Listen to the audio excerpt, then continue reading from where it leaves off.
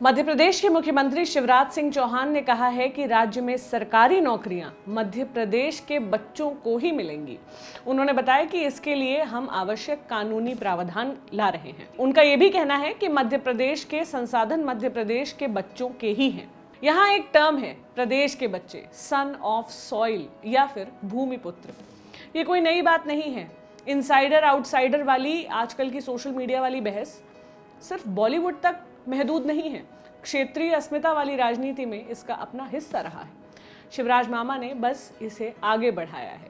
कहा जा रहा है कि राज्य में आगामी उपचुनाव भी संभालने हैं। शिवराज से पहले जुलाई 2019 में एमपी के तत्कालीन मुख्यमंत्री कमलनाथ ने कहा था कि प्राइवेट सेक्टर में 70% नौकरी मध्य प्रदेश के युवाओं के लिए आरक्षित की जाएंगी। कमलनाथ ने कहा था कि इसके लिए कानून भी लाया जाएगा। हालांकि तब शिवराज ने इस पर कमलनाथ को घेरा था। यही राजनीति है। हमारे देश में नौकरियों में जाति आधारित आरक्षण की व्यवस्था है। इसके अलावा आर्थिक आधार पर सामान्य वर्ग के लिए 10% आरक्षण का प्रावधान भी हाल ही में लागू किया गया है। इसके पीछे तर्क यह है कि समाज में हाशिए वाले वर्गों को हिस्सेदारी और प्रतिनिधित्व मिले। लेकिन क्या क्षेत्र के आधार पर किसी को नौकरियों में आरक्षण दिया जा सकता है? ये समझेंगे आज आसान भाषा में मेरे यानी प्रतीक्षा के साथ।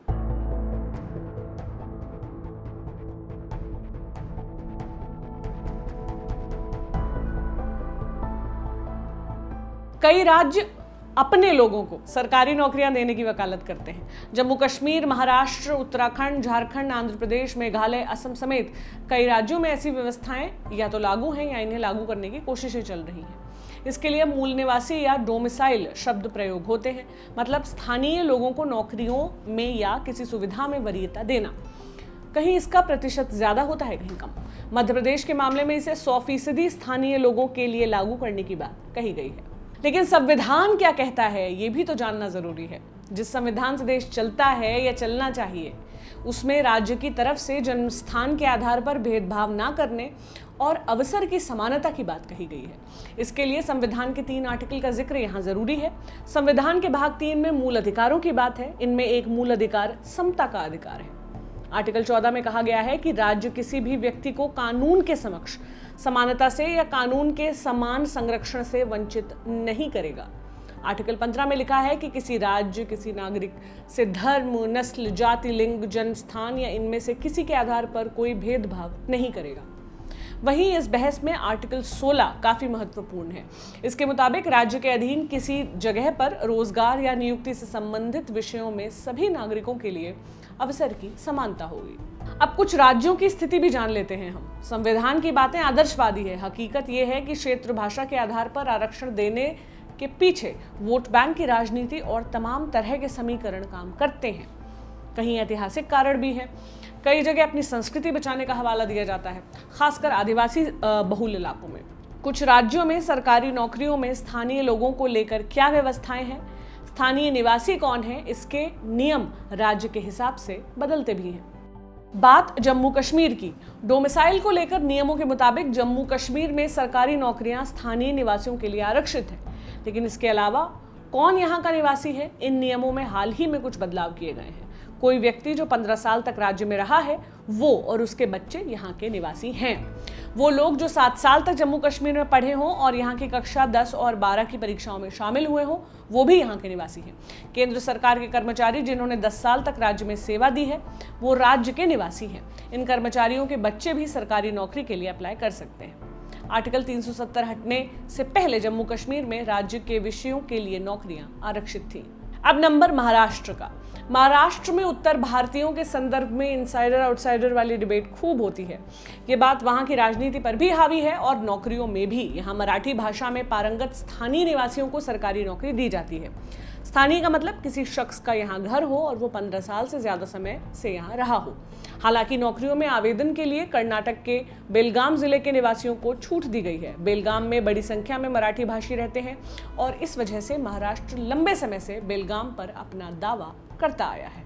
बात गुजरात की। राज्य के श्रम और रोजगार विभाग का 1995 का सरकारी प्रस्ताव कहता है कि राज्य सरकार के किसी उपक्रम या उद्योग में कर्मचारियों, कारीगरों के चयन में कम से कम 85% और मैनेजर सुपरवाइजर जैसे पदों पर 60% स्थानीय निवासी होंगे। असम के क्या हाल है?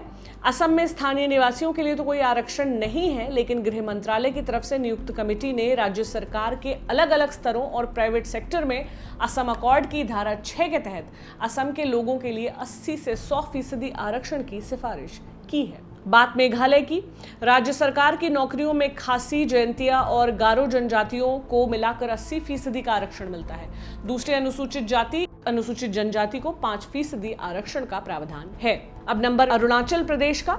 यहाँ अनुसूचित जनजातियों के लिए सरकारी नौकरियों में 80% आरक्षण की व्यवस्था है। कर्नाटक में क्या नियम है?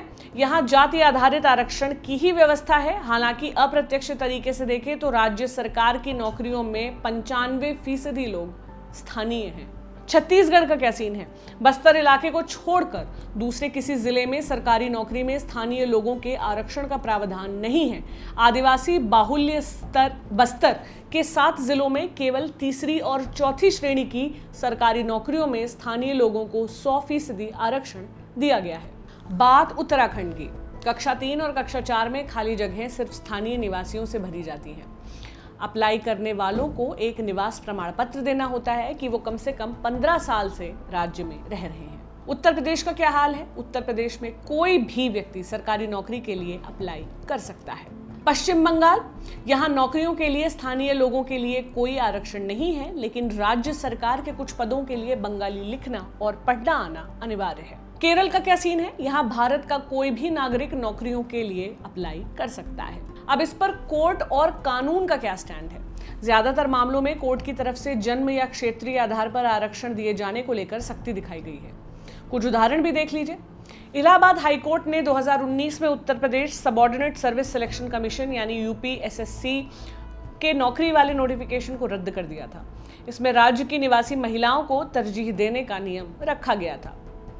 झारखंड में 100% स्थानीय लोगों के लिए आरक्षण की कोशिशें जारी हैं। आदिवासी बहुल झारखंड के 24 में से 13 जिले अधिसूचित क्षेत्र के अंतर्गत आते हैं। राज्य सरकार ने पिछले दिनों शिक्षक नियुक्ति की प्रक्रिया शुरू की और इन 13 जिलों में 100% पद स्थानीय लोगों के लिए आरक्षित कर दिए। हाईकोर्ट में इसे चुनौती दी गई। सितंबर 2019 में कोर्ट ने माना कि 100% आरक्षण ठीक नहीं है और नियुक्ति प्रक्रिया पर रोक लगा दी गई। वहीं आंध्र प्रदेश के मुख्यमंत्री जगन मोहन रेड्डी की सरकार ने एक एक्ट पारित किया था जिसका नाम था Andhra Pradesh employment of local candidate in industries factories act 2019। इस एक्ट के जरिए जगन मोहन रेड्डी की सरकार ने राज्य के लोगों के लिए नौकरी में 75% आरक्षण की व्यवस्था लागू की थी। हालांकि इसे आंध्र प्रदेश हाईकोर्ट में चुनौती दी गई है। कोर्ट ने कहा है कि ये कानून असंवैधानिक हो सकता है। 2002 में सुप्रीम कोर्ट ने राजस्थान में सरकारी शिक्षकों की नियुक्ति को अवैध करार दिया था। कहा गया कि यहाँ स्टेट सिलेक्शन बोर्ड ने एक खास जिले और उसके आसपास के ग्रामीण क्षेत्र के आवेदकों को भर्ती में तरजीह दी। इसके अलावा हरियाणा सरकार भी राज्य के युवाओं को 75% आरक्षण देने की बात कह रही है। अब अपने इस लक्ष्य में शिवराज कितने सफल होंगे, ये बाद की बात है।